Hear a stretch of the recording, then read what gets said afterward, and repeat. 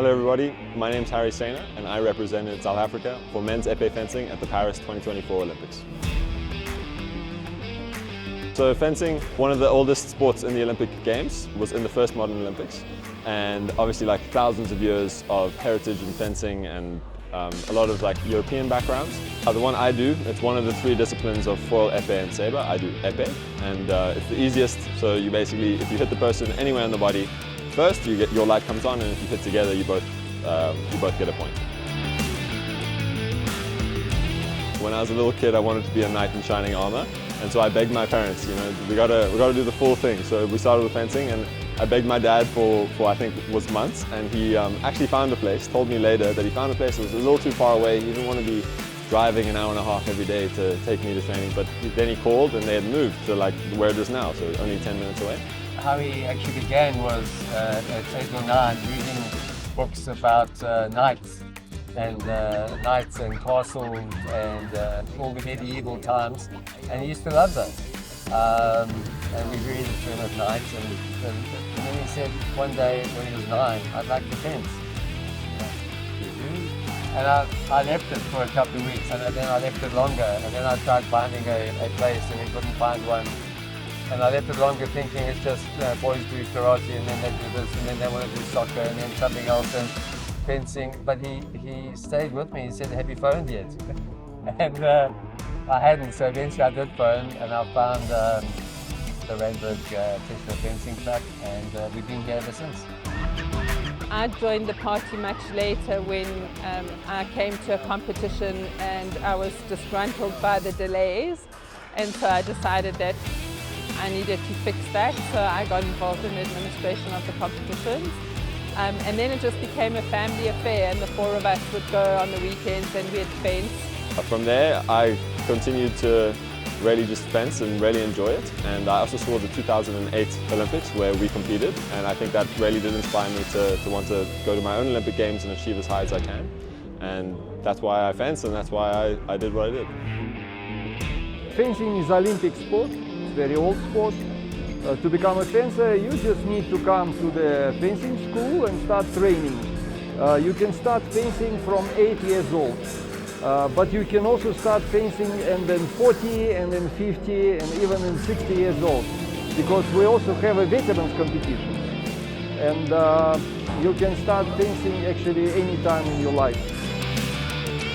The qualification system for Olympic Games becomes more and more difficult every year, and it's very difficult to qualify for Olympic Games, and Paris qualification is a great success for fencing South Africa, and we hope that in the future we'll have more fencers and also the teams to qualify for Olympic Games. I'm really glad I qualified. It's an indescribable feeling. It's everything from joy to happiness, elation, but also a bit of like, you don't know what's going on, and not overwhelmed, but it's just a beautiful, stunning experience, and it felt right for me.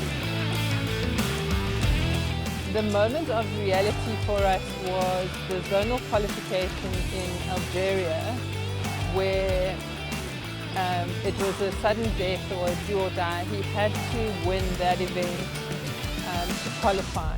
And we were up against a guy from Mali who was well trained in France in the final. And I think the score was about 13-12, somewhere around there. And I think we didn't breathe for 3 minutes. We were just waiting. And in the final moment, there was a double in fencing to get what they call a double, which is a double shot. And at that point, as the shots landed and the green and red lights came on together, we knew he had done it. And from there, it was just amazing. And that was on the 27th of April, 2024. And as you all know, that's a really auspicious day in this country. And so that day was our day, and we were really ecstatic. Being the first person to qualify since 2008 was pure validation. It was just really happy, and I'm just glad to know that we could do it, despite what everybody said and like all the difficulties we had to go through, that no matter what happened, I focused on what I could do, and I was the one that qualified, and I'm just really glad that I could represent not only my country, but my community and my fencing people and my friends and my family, and yeah, just show us all to the world. My most memorable experience, especially on the field, was walking out into the Grand Palais. You can even see on the footage of me, I completely tilt my head completely up because it's just such a gorgeous building, and all the colors and lights, it was amazing. Stunning experience.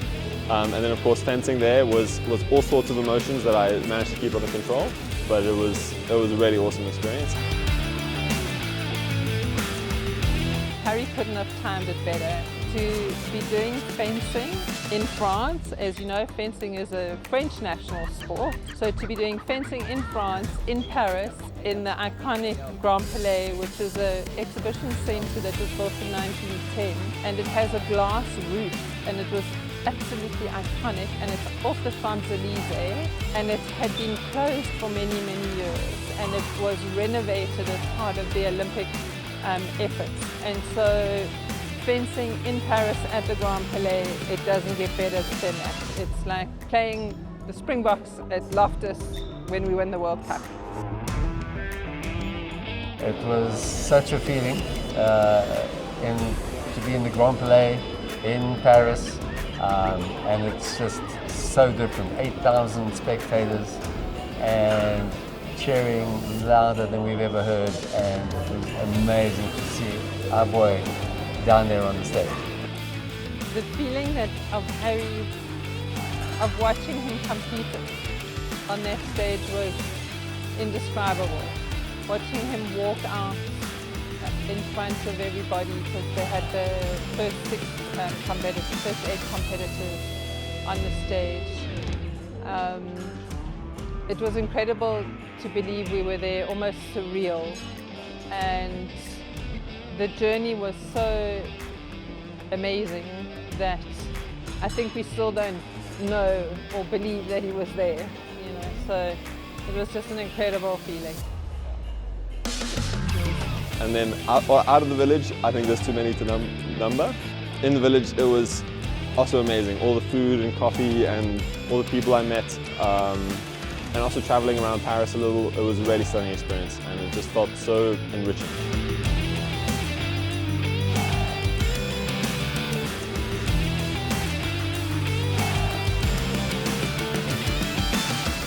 I learned that I know I can push myself a lot more despite qualifying. There's a lot more things I can do to get the right systems in place to make sure that not only I do better and I keep improving, but us as a fencing community and us as South Africa continue to improve. And especially from this Games, I really learned that even at the world stage,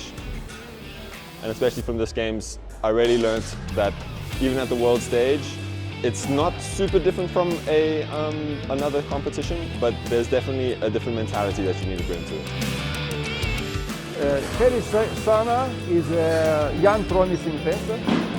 He's already doing fencing for about 15 years, but he's still young. And in fencing, you can be Olympic champion in 45. It means he's got a long way to go and can be many times Olympic champion in the future. Motivation's an interesting one, especially after the Games. I think I spiraled a bit and I didn't know what I wanted to do with my life. Luckily, I came out of that determined that I would continue my fencing and continue to make it a part of my life. Not only just fencing, but fencing and my career. I'm just determined to keep getting better, because I know I can get so much better. And what really spurs me on is just knowing that as good as I am now, I can always get better, and it's something to work towards and something that drives me on. In terms of keeping up with his volume of nutritional food and the range that he does eat, in terms of keeping healthy and building the right structures and that sort of thing, and getting the right strength. But obviously, I think from a family point of view, it's expensive, and it's only expensive when you go and compete overseas. And the reason you're going overseas is to get better competition and see how do you stand up on the world stage, and you're fencing all kinds of other people from a lot of different countries at every competition. But obviously getting there is a plane ride away cost of that, there's cost of accommodation, etc., etc. But I guess that's the challenge. Personally, I can't wait to be a part of the Bidvest OPEX program. I know it'll open so many opportunities for me, not only as a person, as an individual, but for our fencing community and hopefully a fencing team. Because if I can get funding, that's one less person that we have to worry about getting to overseas competitions to get points to then qualify for Olympics and World Championships. And not only will it give me opportunities, it'll help me to give others opportunities, and I think that's a really powerful thing. Excellent for me as an athlete, it just means showing up. It means you've planned your dive, you dive your plan, and it means that, yes, when you don't want to go to the gym, you go anyway. When you don't want to go on a run, you take a deep breath and you run anyway. And excellence is showing up not only for you, but for the others that help you on your journey. For excellence, as me as an individual, it's really about sticking to your values, sticking to what you believe, why you believe it, and knowing how you want to act in certain situations based on your beliefs. So I think excellence is a perception. I think sport should be, or our philosophy about sport is that you need to enjoy it. You need to have fun, it needs to make you happy, it needs to challenge you, and that gives you the joy, and when you have the joy you do the work, and when you do the work you become better at what you do. The great thing about fencing is that it's a lifelong journey. It's not a 5-minute, oh, let's learn how to do this and I'm going to be good at it. It's an art form that takes years of perfection, and every match is different and teaches you new opportunities. So what's next for me? I'm currently getting funding for overseas competitions, looking for sponsors and making fencing a part of my life, both outside and with my career, hopefully. And yeah, so there's already the World Cup circuit has started, and we're aiming to get the team together to go to the next few ones that are upcoming in the next few months. But yeah, we'll have to see what's up with sponsorships and funding, and hopefully we can continue with that work. I'm also aiming to hopefully do some work in the communities, like in Soweto. We have a sister club that we bring here to fence, so we can also go to them to fence. And hopefully doing some more community work, not only for fencing, but you know, like fundraisers and stuff for the fencing community.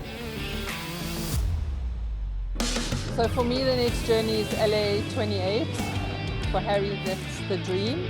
Unfortunately, the coffers are empty and we have to start again at the beginning.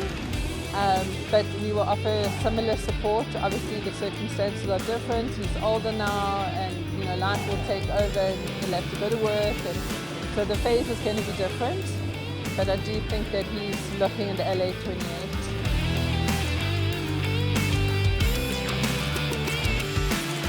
So this one's easy.